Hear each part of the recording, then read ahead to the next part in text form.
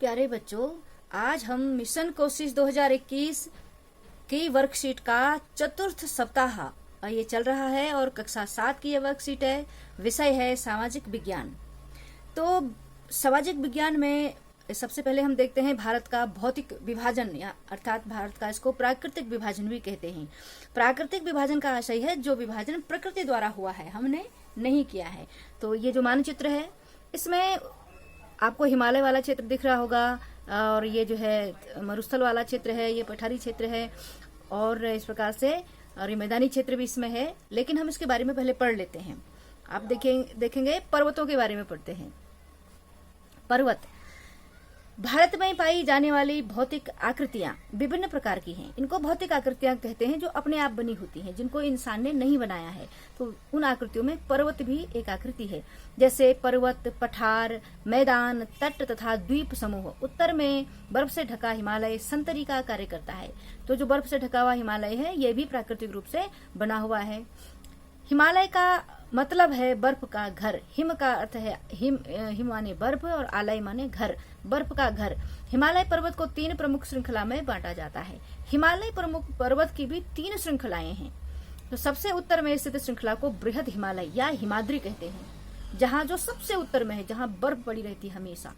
इसी श्रृंखला में विश्व की सबसे ऊंचा शिखर एवरेस्ट है, जिसकी ऊंचाई 8,848 मीटर है। एवरेस्ट पर्वत की ऊंचाई। मध्य हिमालय, उसका दूसरा विभाजन है इसका। एक तो हो गया हिमाद्री में एवरेस्ट है, और दूसरा है इसका मध्य हिमालय या हिमाद्री के दक्षिण में स्थित है। बहुत ही लोकप्रिय पहाड़ है इस स्थान पर। यहाँ पर जैसे शिमला है, मसूरी है, नैनीताल है, दार्जिलिंग है, सिक्किम है आदि दर्शनीय स्थल भी क्या है, इस मध्य हिमालय में स्थित हैं। शिवालय सबका दक्षिण में स्थित श्रृंखला है। शिवालिक होना चाहिए। शिवालिक एक श्रृंखला और है इसकी। शिवालिक पहला है हिमाद्री वाली श्रृंखला, दूसरा है मध्य हिमालय, तीसरा है शिवालिक श्रृंखला। तो ये 3 भाग हो गए हिमालय के। तो शिवालिक में क्या है, ये सबसे पुरानी श्रृंखला है। सबसे पहले ही शिवालिक की ही श्रृंखला बनी, उसके बाद मध्य बना होगा, उसके बाद ये उठते हिमालय पर्वत उठा होगा। तो इस प्रकार से उसका निर्माण हुआ होगा। विंध्य एवं सतपुड़ा भी महत्वपूर्ण श्रृंखलाएं हैं। आज हम इन पहाड़ों के बारे में पढ़ेंगे मानचित्र में। इन श्रृंखलाओं से होकर नर्मदा तथा ताप्ती नदी बहती है। और प्रायद्वीपीय पठार, अब एक और इसमें चित्र आएगा कि भारत का जो भौगोलिक जो प्राकृतिक विभाजन है उसमें प्रायद्वीपीय पठार भी है। उसके पश्चिम में पूर्वी घाट में पर्वत हैं तथा सह्याद्री, तथा पश्चिम में सह्याद्री है और पूर्व में पूर्वी घाट पर्वत स्थित है। अब हम पहले आपको बताएंगे कि प्रायद्वीप क्या होता है, प्रायद्वीपीय पठार क्या है, और पूर्व और पश्चिम उसका भाग आपको बताया जाएगा। फिर आप देखेंगे, उसमें आगे पढ़ेंगे। पश्चिमी घाट का विस्तार एक समान है। तो इसमें यह भी लिखा है कि पश्चिमी घाट का विस्तार एक समान है, जबकि पूर्वी घाट का विस्तार बीच बीच में टूटा हुआ और असमान है। तो इसको पढ़ते हैं इन चित्रों के माध्यम से, इन मानचित्रों के माध्यम से इसको समझते हैं। ये भारत का मानचित्र है। इसको ध्यान से देखेंगे तो पाएंगे कि प्राकृतिक विभाजन किस प्रकार से किया गया है। अब इसमें गतिविधि 1 दी गई है, पहली गतिविधि है ये। तो निम्न मानचित्र को बनाकर भारत के प्रमुख पर्वतों को दर्शाइए। अब भारत का मानचित्र बनाना मैंने आपको पिछले सप्ताह की वर्कशीट में सिखाया था कि आप किस प्रकार से भारत का मानचित्र आसानी से बना सकते हैं। तो इसका बना करके हमने ये दिखाना है, पहले दिखाना है हिमधन आलय का क्या अर्थ है। इसका उत्तर है हिमालय अर्थात बर्फ का घर। दूसरा है विश्व की सबसे ऊंचे शिखर का नाम बताइए। एक के होना चाहिए, विश्व के, या विश्व की सबसे ऊंची चोटी का नाम भी इसमें आप लिख सकते हैं। चोटी भी वही है, पर्वत शिखर भी वही है, तो वो है एवरेस्ट, और जिसकी ऊंचाई है 8,848 मीटर। तीसरा है मध्य हिमालय के कुछ स्थानों के नाम बताइए। तो मध्य हिमालय के कुछ स्थान बहुत दर्शनीय स्थान हैं, लोग वहां घूमने के लिए जाते हैं, पर्यटक स्थल हैं। तो आपके समझ में आ गया होगा, मसूरी है, दार्जिलिंग है, और और आप देखिएगा कितने सारे हैं यहाँ पिछले पेज पर दिए हैं। इसमें शिमला, मसूरी, नैनीताल, ये सारे पर्यटक स्थल हैं हमारे मध्य हिमालय में। और इसमें चौथा प्रश्न है, विश्व की सबसे पुरानी पर्वत श्रृंखला का नाम बताइए। तो सबसे पुरानी पर्वत श्रृंखला आपने यहाँ पर पढ़ी, अरावली की पर्वत श्रृंखला। यहाँ देखिए पीछे एक बार कंफर्म हो जाइए। विंध्य एवं सतपुड़ा भी महत्व, अरावली पर्वत श्रृंखला सबसे पुरानी है। और ये अरावली पर्वत श्रृंखला भारत के नक्शे में ऐसे को ऊपर को है, ये यहाँ से यहाँ हिमालय है और इधर से ऐसे तिरछे में अरावली पर्वत श्रृंखला। एकदम मैदान नहीं है भारत में, पर्वत ही पर्वत है। इधर हिमालय, इधर अरावली, इधर विंध्याचल पर्वत बीच में, और इधर सतपुड़ा पर्वत श्रृंखला, पर्वतों की श्रृंखला पूरी लाइन। और इधर पश्चिमी घाट का पर्वत भी है, इधर पूर्वी घाट के पर्वत हैं, और इधर नीलगिरी पर्वत भी है। अब आगे मैं मानचित्र के माध्यम से आपको बताऊंगी। तो खाली स्थान भरिए, ये 5वें नंबर पर है। इसमें लिखा है प्रायद्वीपीय पठार में पूर्वी घाट तथा सह्याद्री। अब प्रायद्वीपीय पठार के पश्चिमी घाट में प्रायद्वीपीय पठार के पश्चिमी घाट का विस्तार। अब पश्चिमी घाट के बारे में पूछ रहा, पश्चिमी घाट यहाँ पर मानचित्र में दिखा रखा है। तो पश्चिमी घाट का विस्तार समान है, जबकि पूर्वी घाट बीच बीच में टूटा हुआ और असमान है। ये पूर्वी घाट, पश्चिमी घाट का विस्तार असमान है, यहाँ पर भरेंगे असमान, जबकि पूर्वी घाट का विस्तार बीच बीच में ये समान भी, यहाँ पर समान भरेंगे, समान। और पूर्वी घाट बीच बीच में टूटा हुआ है और असमान है।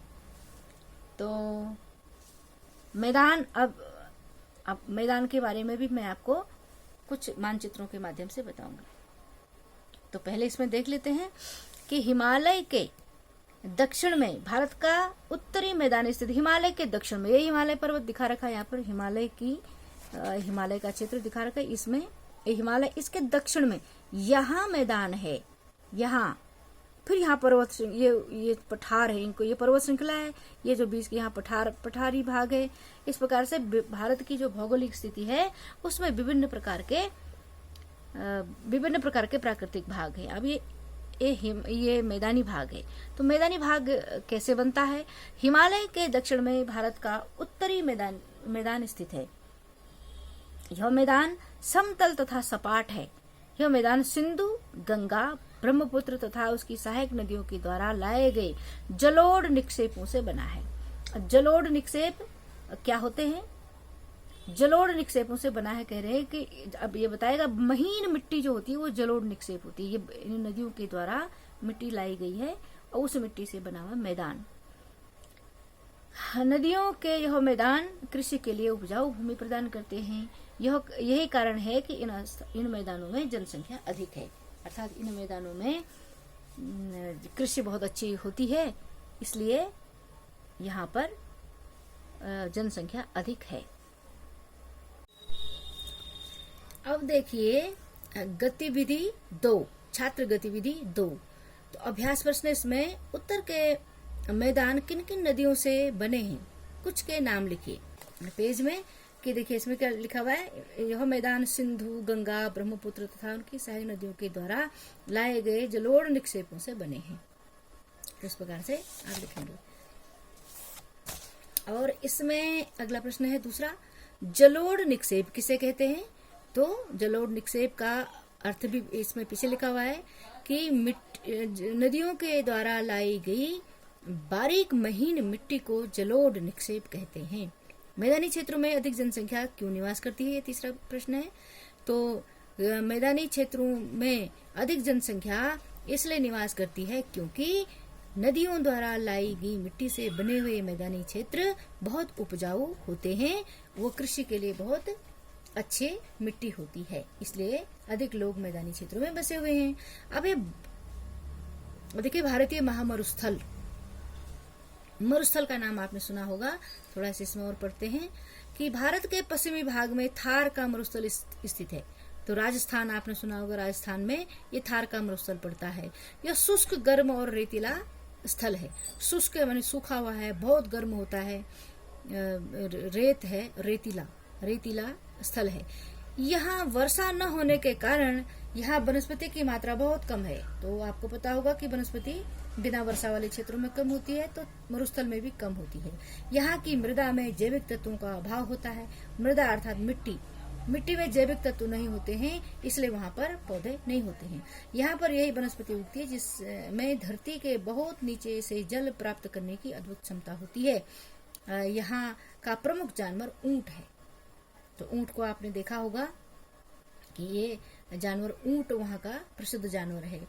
तो इसमें गतिविधि है, देखिए गतिविधि 3, भारत के महामरुस्थल को किस नाम से जाना जाता है? भारत के महामरुस्थल को थार का मरुस्थल के नाम से जाना जाता है। मरुस्थलों में किस प्रकार की वनस्पति उगती है?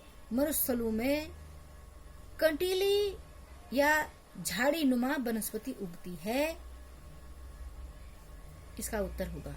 तीसरा है, मरुस्थल का प्रमुख जानवर कौन है? तो उत्तर होगा कि मरुस्थल का प्रमुख जानवर ऊंट है। तो इसमें भी हम आपको थोड़ा कुछ चित्रों के द्वारा बताते हैं कि ऊंट कैसा होता है, मरुस्थल कैसा होता है। ठीक है, देखिए ये भारत का मरुस्थल है जो पश्चिम में है, ये थार के मरुस्थल के नाम से जाना जाता है। यहाँ पर सिर्फ ऊंट ही ऐसा पशु है जिसका सबसे ज्यादा उपयोग किया जाता है। प्रायद्वीपीय पठार। पहले हम आपको बताएंगे प्रायद्वीप क्या होता है और तब उसके पठारों के बारे में बताएंगे। मानचित्र को देख करके आप इसको अच्छी तरह से समझ सकते हैं। पहले पढ़ लेते हैं। उत्तरी मैदान के दक्षिण में प्रायद्वीपीय पठार स्थित है। इसकी आकृति त्रिभुजाकार है। यह गंगा यमुना के मैदान से कन्याकुमारी तक फैला है। इसका धरातल काफी ऊंचा नीचा है। इस क्षेत्र में बहुत सी पहाड़ी श्रृंखलाएं तथा घाटियां हैं। इसी के उत्तर पश्चिम में अरावली श्रृंखला है। विंध्य तथा सतपुड़ा भी इसकी महत्वपूर्ण श्रृंखलाएं हैं। दक्षिण के पठार का निर्माण ज्वालामुखी द्वारा हुआ है। देखिए कितनी जानकारी वाली बात है कि दक्षिण के पठार का निर्माण ज्वालामुखी के द्वारा हुआ है। बहुत पहले वहां ज्वालामुखी फटा होगा और उसके लावे से जो है वो पठारी भाग बना होगा। यह क्षेत्र खनिज संपदा से भरा हुआ है। तो ज्वालामुखी का लावा जो है धरती के बहुत अंदर से आता है, इसलिए वह लावा खनिज पदार्थों से, खनिज संपदा से भरा हुआ होता है। खनिज क्या होते हैं? खनिज होता है लोहा, सोना, तांबा, इस प्रकार से खनिज होते हैं। यह कोयला एवं लौह अयस्क भी, ये भी कोयला भी खनिज है और लोहा भी खनिज है। तो इसकी इस भाग में, इस दक्षिण के पठारी भाग में जो ज्वालामुखी के द्वारा निर्मित है उसमें कोयला एवं लौह अयस्क की प्रमुखता है, प्रचुरता है। तो आइए देखते हैं इसकी गतिविधि क्या है। देखिए बहुत सुंदर गतिविधि है इसकी। गतिविधि 4, अभ्यास प्रश्न इसका। मानचित्र का अवलोकन कर प्रमुख पठारों के नाम लिखिए।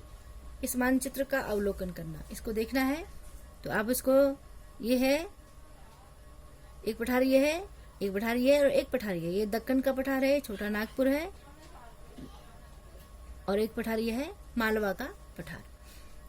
तो इस प्रकार से इसमें लिखा हुआ है दक्षिण के पठार का निर्माण कैसे हुआ। तो दक्षिण के पठार का निर्माण हुआ ज्वालामुखियों के द्वारा।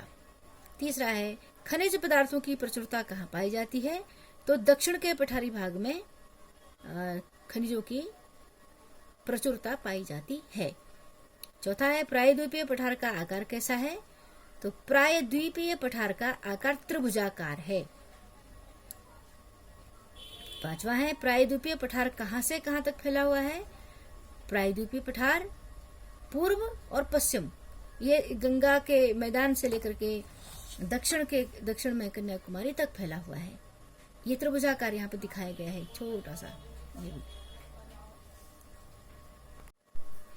अब पढ़ते हैं द्वीप समूह के बारे में। ये 6th पॉइंट है। तो भारत में 2 द्वीप समूह है, यानी कि द्वीप बहुत सारे द्वीप मिलकर के एक समूह बनाते हैं। तो वैसे ही समूह है, एक है लक्षद्वीप समूह जो अरब सागर में स्थित है। अरब सागर की स्थिति आपको पता है, भारत के पश्चिमी क्षेत्र में, भारत के दक्षिण पश्चिम में अरब सागर हिंद महासागर से मिल जाता है पश्चिम में, और भारत के पूर्व में जो है बंगाल की खाड़ी हिंद महासागर में मिल जाती है। तो यहाँ पर लक्षद्वीप और अरब सागर, ये लक्षद्वीप समूह जो है अरब सागर में स्थित है। यह केरल के तट से कुछ दूर स्थित प्रवाल द्वीप है। अब प्रवाल द्वीप क्या होते हैं? प्रवाल क्या होता है?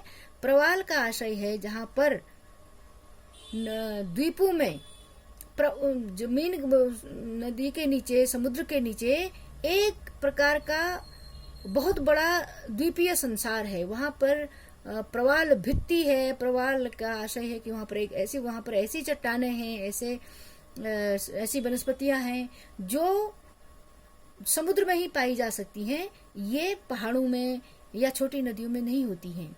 कुछ प्रवाल के चित्र हम आपके लिए लाए हैं, वो दिखाएंगे। अंडमान एवं निकोबार दूसरा ये द्वीप समूह है। अंडमान और निकोबार समूह भारत के दक्षिण पूर्वी में है, जो बंगाल की खाड़ी में स्थित है। दक्षिण पूर्वी दिशा में स्थित है। तो ये दो प्रकार के द्वीप समूह हो गए। लक्षद्वीप समूह जो है अरब सागर में है, जो पश्चिम में है, और बंगाल की खाड़ी में जो पूर्व में है वो है अंडमान एंड और निकोबार द्वीप समूह। तो यह भी जानिए, इसमें लिखा हुआ है प्रवाल छोटे छोटे समुद्री जंतुओं के कंकाल हैं। आप बताइए, यह भी इसमें लिखा है छोटे छोटे समुद्री जंतुओं के कंकाल हैं, और जिसे पॉलिप कहा जाता है। जब जीवित पॉलिप मरते हैं तब उनका कंकाल बच जाता है। अन्य पॉलिप की वृद्धि इन ठोस कंकालों के ऊपर होती है, जो बढ़ते बढ़ते काफी ऊंचे हो जाते हैं। इस प्रकार प्रवाल द्वीपों का निर्माण करते हैं। तो प्रवाल कलरफुल भी होते हैं, रंगीन होते हैं। वो हम आपको चित्र में दिखाएंगे अभी। जिसमें अभ्यास प्रश्न है, प्रवाल द्वीप के नाम से किस द्वीप को जाना जाता है? तो इसमें है लक्षद्वीप समूह अरब सागर में स्थित है। इसको प्रवाल द्वीप के नाम से भी जाना जाता है। तो ये जो केरल के तट से जो है दूर स्थित है, इनको प्रवाल द्वीप कहते हैं। भारत के कितने द्वीप समूह हैं? तो भारत में 2 द्वीप समूह हैं। एक है लक्षद्वीप समूह और दूसरा है अंडमान और निकोबार द्वीप समूह। प्रवाल किसे कहते हैं? तो प्रवाल की परिभाषा क्या है कि छोटे छोटे समुद्री जंतुओं के कंकाल हैं, जिनको पॉलिप कहा जाता है, और जब जीवित पॉलिप मरते हैं तो उनका कंकाल बच जाता है, और उसी पर जो है नए पॉलिप की वृद्धि होती है, उसे ही प्रवाल कहते हैं। तो जैसे मूंगे की चट्टान आपने सुना होगा, वो भी एक प्रवाल है। तो इस प्रकार से हम इस प्रवाल को देखते हैं। आइए प्रवाल का चित्र देखते हैं।